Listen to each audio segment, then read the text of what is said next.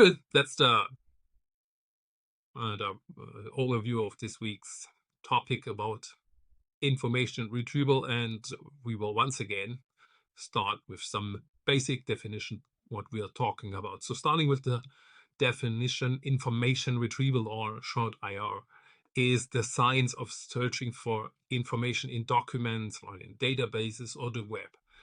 And it forms the foundation for search engines, for question answering systems, and also for knowledge retrieval. The primary goal is to provide accurate and useful results from a vast collection of unstructured or maybe semi-structured data. And applications for information retrieval are, for example, of course, web search engines like, of course, powerhouses like Google, Bing, DuckDuckGo. They all rely on IR to rank and deliver relevant web pages based on user queries. Key features of these web search engines are, of course, their algorithms, their ranking algorithms, their indexing, and their real-time search optimization. The second applications are document retrieval. For example, we see a lot of this coming up in legal or in medical fields. So lawyers or medical professionals use IR to find case law, research papers, or patient records more efficiently. And then we have tools like, for example, LexisNexis for legal documents, or we have tools like PubMed for medical research, and they rely heavily on IR techniques. And then the aforementioned question answering machine, of course, systems like ChatGPT, systems like Alexa, they all utilize IR to first fetch and then synthesize answers from structured knowledge bases or just vast text corpus. And advanced implementations include contextual understanding and also real-time query expansion. So let's take a quick look how such an IR system look like. What does the architecture look like? So we have a query. This query goes into an IR system, like for example, let's say Google, which then locates and retrieves relevant information from a retrieval corpus. Okay, and this information is then put into an order or into a rank. Okay, and that's it. That's the whole architecture of this thing. Now we basically understand what IR is. So let's now take a look at what a RAG is. Okay, RIG. Of course, let's first start with a definition so that we know what we're talking about when saying RAG. So first of all, RAG stands for Retrieval Augmented Generation, short RAG, and it combines IR with NLP models to retrieve and generate contextually accurate responses. The difference between IR and RAG is an IR finds documents matching a query. A RAG retrieves documents and then uses a generative model, like for example GPT-4o, to synthesize a response with that. So let's see how that works. I want to explain every aspect of this slide right now. It's just a handy overview, but don't worry, we will get probably to most of them later on. So we start with a query again. So we get the vector for that query, for that question. We also have an embedding of our information stored in a database. Okay, that's this thing that I have now circled red. And we match those two to find the relevant information in the, for example, transcript. And then we forward the question and the relevant information together to an LLM, let's say GPT-4o, then this model, this LLM, can synthesize a response to our question and show it to the user. And that's it, that's the RAG, okay? So let's now take a look at how embedding and vector search are working in detail. So now we have seen an example how it works. Let's take a more detailed look at text embedding and also the technique of vector search. Again, let's take a look, start with the definition. Text embeddings are numerical representations of text, word, phrases, or even the entire document in a high-dimensional vector space.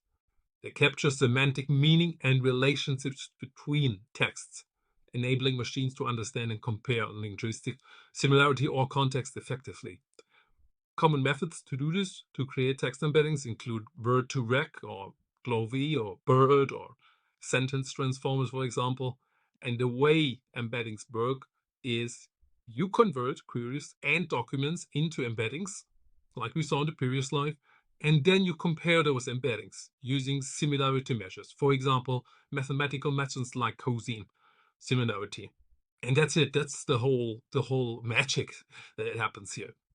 So enough of the theory. Let's try to do this on our own using a notebook, right? So yeah, we start with text embeddings and vector search when we use again transformers. So we should have all installed it.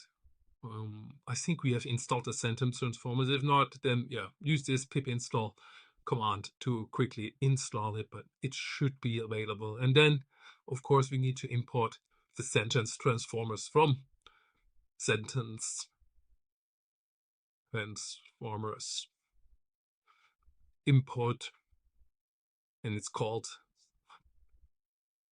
And then we have to load the model we used. Why we use sentence transformers model?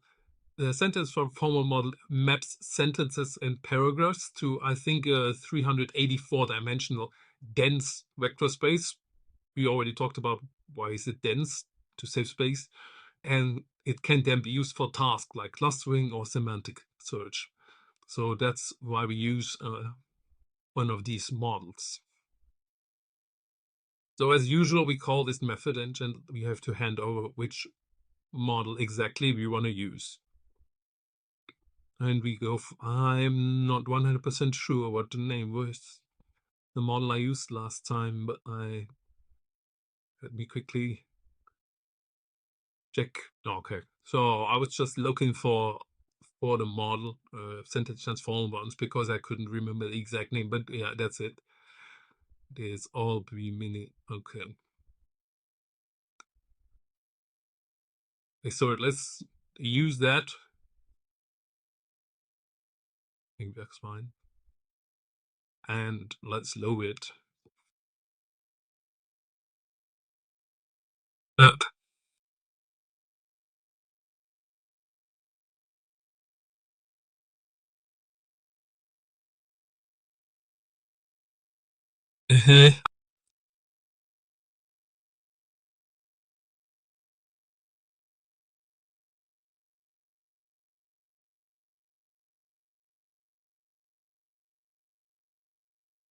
Weirdly enough, why did that? No, without us, sentence transport matter.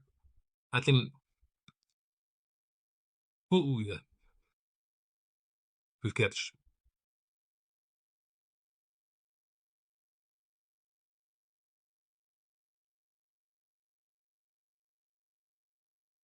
So, and then after loading the model, we can use the sentence transformers to encode text into embeddings. Again, text embeddings are just numerical representations, okay? And we do numerical representations because we then can later use it for comparisons, using, for example, the cosine similarity. So now we need some example documents. For this example, let's not load some documents. Let's just think of a couple sentences that we can easily figure out which one we want as a result. So I'm just coming up with random sentences. You can come up with your own, okay? I'm just doing a couple sentences. Let's say they don't have to be true, okay? So let's say Ronaldo is the best current soccer player. Let's say right now. Okay, then let's do another one. Let's do Federer. Yes. Now, I'm also trying to think of words that maybe are not as easy to grasp what I mean. For example, let's say Roger Federer is the GOAT. So this is short for greatest of all time. So let's see if the model catches that. And then let's also use a short form of someone. Let's see if it catches that. Is probably the greatest bodybuilder ever lived. Okay, you can come up with your own sentences, yeah? And then we're gonna create embeddings for all these sentences. So we're gonna convert them using PyTorch. So let's do, and we save it in, let's say, in doc embeddings. So we use our model and we use the encode method, and we just hand over our document, and then we use convert the tensor. And then this generates our text embeddings. Name,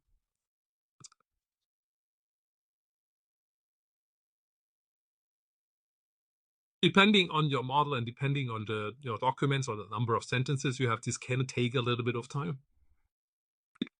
Yeah, but with just 3 sentences, this is quickly. And then that's it. We can now perform a vector search. So this means we also have to convert our query, which we have to do first, but then we convert our query also into an embedding using the same model. So we're using the same transform model. You always have to use the same embedding model for your documents or for your text or your database and for the user query. Otherwise, it will never return the right result. And then we use a mathematical function like cosine similarity to compute the cosine similarity between the query and the embedding and all document embeddings. So the result is a tensor of similarity scores, where each score indicates how similar the query is to this particular document, in our case, the 3 sentences. And then we use the other mathematical function called argmax, which identifies the index of the document with the highest similarity score, indicating the best match. So we have a list here now, and the list has an index. So we want to know, okay, which document is it? Because the document itself won't answer the question, but it points to, okay, here you will find the answer here. Okay. Now maybe it's easier if you just continue with the example and then quickly see what that means. So let's do a query, but let's ask something.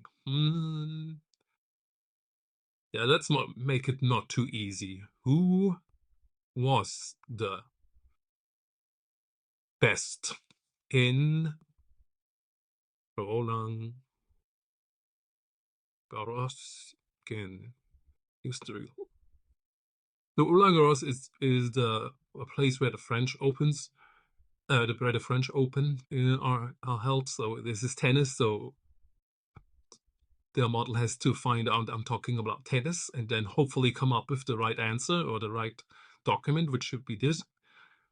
So first, as I said, we have to also create embeddings for this query here. So let's call it query embedding, maybe.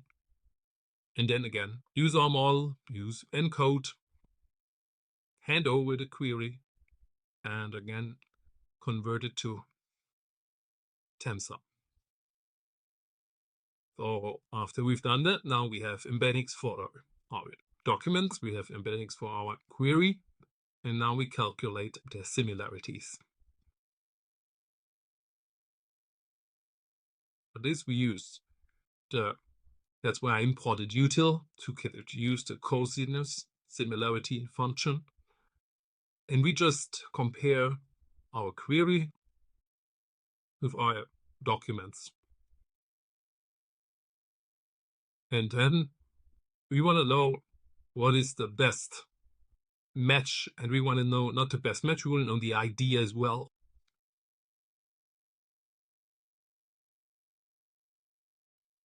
And for that we use arg.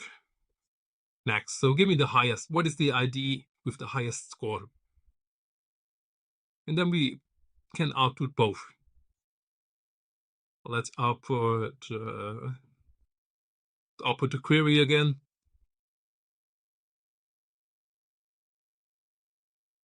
Let's also output the best match.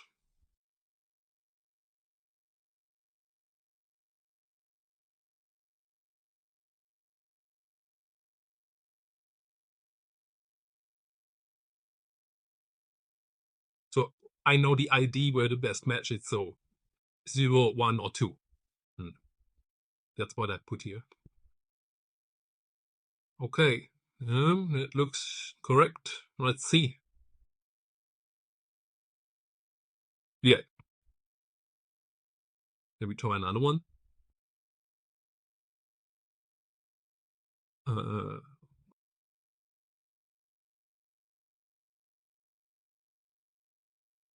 Blue is orange. Look at them.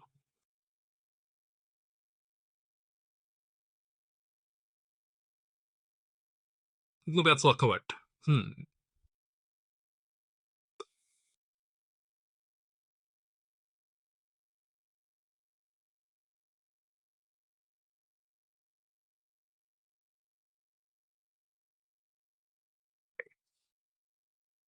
It's not perfect, but I think you realize what I wanted to show you with that. So yeah, we work here. So next thing is we're going to check out our tools and frameworks for information retrieval. And a library that is really often used for similarity search is called FAIST, and FAIST stands for Facebook's AI similarity search, because it has been developed by Facebook AI, and it has been optimized for vector embeddings. Its key features are that it can handle very, very large data sets efficiently, because it also supports GPU acceleration, and it also has flexible index options like flat or inverted file. And lastly, it supports saving and loading indexes, which comes in very handy, because it is often used as a vector source for recommendation systems or retrieving similar documents or similar images, something like that. So that is what we want to build now, or what we want to incorporate in our short, simple program now. So we load again some articles as and this is our knowledge base then, and then we convert these articles into embeddings, but then we store them as a FAIST index. Let's think of it like a database, but a database for indexes. And we can then later query against these indexes. And that is the last step before we can create a whole RAG system. So let's see how that works. And so first of all, we need to install this here.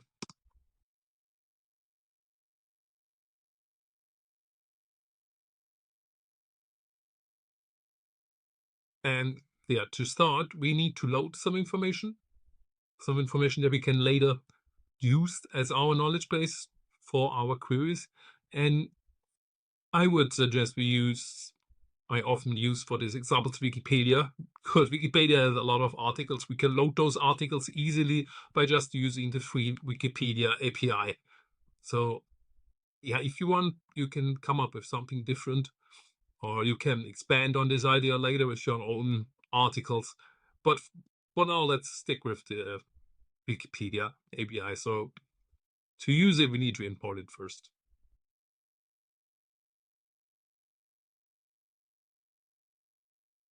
We also need, again, our sentence transformers.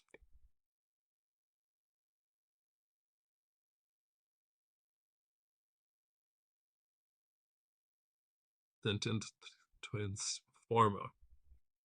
And again, we need util to later calculate the similarity. We also want to use FAIST, so we need to import FAIST.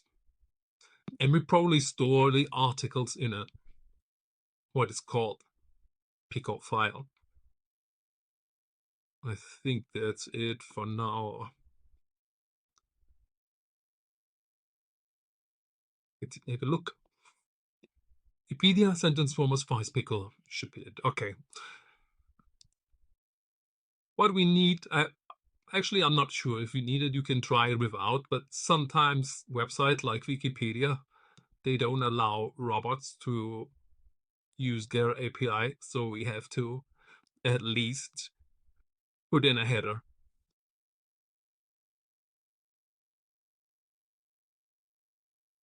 I just put in whatever I sounds good.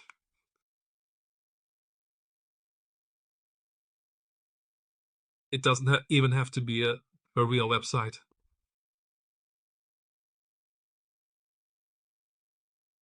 An email, and of course this doesn't have to be a email as well. Okay, so that's what I'm using as my header. And then let's load some pages.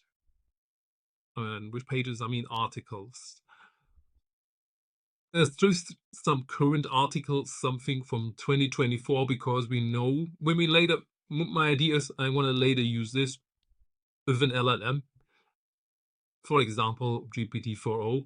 And to prove my point, I want to use data or questions after the cutoff date of GPT-4, which is depending on the model at the December of 2023 or beginning of 2024. So if you search for current events, it will not know about this. So let's use articles with just recent events. For example, we could use the 2024 Olympics.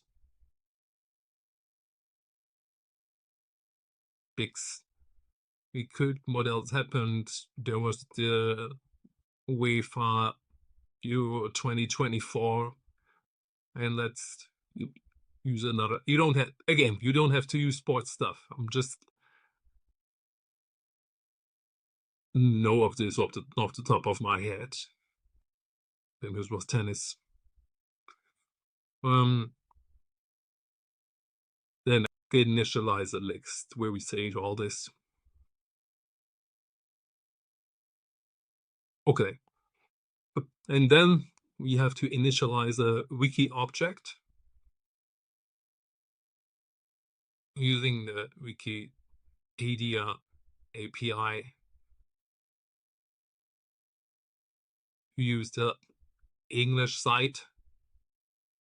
We give it a header so that we are not blocked.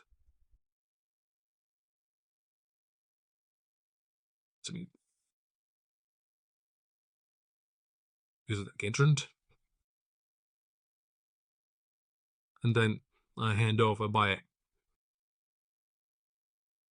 very sophisticated custom user agent. Okay, and then let's loop over the pages we found.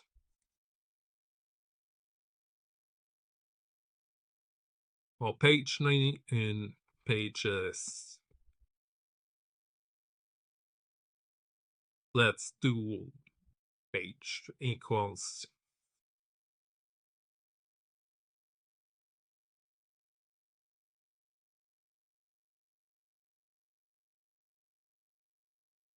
if the page, because I could read that there's a typo, if the page exists, let's append it, or let's append the text in it.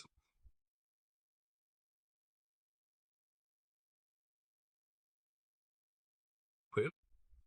And then when we have all the text appended, we save it. I'm saving the map for the data, and I call it wiki. It's called wiki pages, and this is a pickle file. All my articles, just a small, fast file. Okay. To save it, we use pickle dump, like we do with a JSON. You give it a key value pair of pages and texts.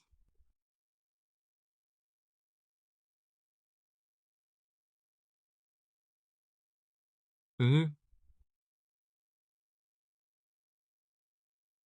Okay, let's also print a success message if everything worked correctly.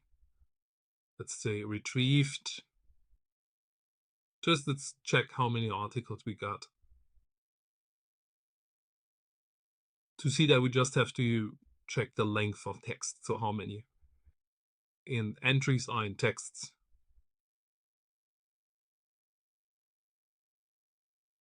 Okay, let me quickly go over the code. So we have a custom user agent with some fake credentials. We have the 2024 Summer Olympics, the 2024 UEFA Cup, and we have the 2024 US Open. We create a new wiki object English with our custom header. We loop over the pages if they exist. We append the text to text, and then we save all the pages and all the text in a wiki pages pickle file, and we output how many articles we got. Okay, so no typo in here. We got 3 articles. Okay, so nothing fancy over here. We just use the Wikipedia OpenAI to get some articles, which are now our knowledge base, so to speak. So now we have to do the same thing that we have just did. We have to create the embeddings for those Wikipedia articles. So again, we load a pre-trained transform model and then encode the articles into embeddings. And then we add our calculated embeddings to the FICE index so that later they can be searched or queried for the nearest neighbor in their case. Before we have to get the number of features in each vector, and then we create a flat index, so a non-hierarchical list of vectors for storing and searching vector. So the Euclid distance is a straight line distance between 2 points. And then we save the index to a file or disk because we want to avoid recomputing the embeddings for all articles again. And we also want to be able to update it later with more articles. All right. So yeah, but this is nothing new, so to speak. You should be able to do this now. You should be able to create the embeddings for these 3 Wikipedia articles, so how many ever you have downloaded, and then also create an embedding for a query you come up with, like something you can ask anything about these articles, like who won the most gold medals or who is the current UEFA Europe champion or stuff like that.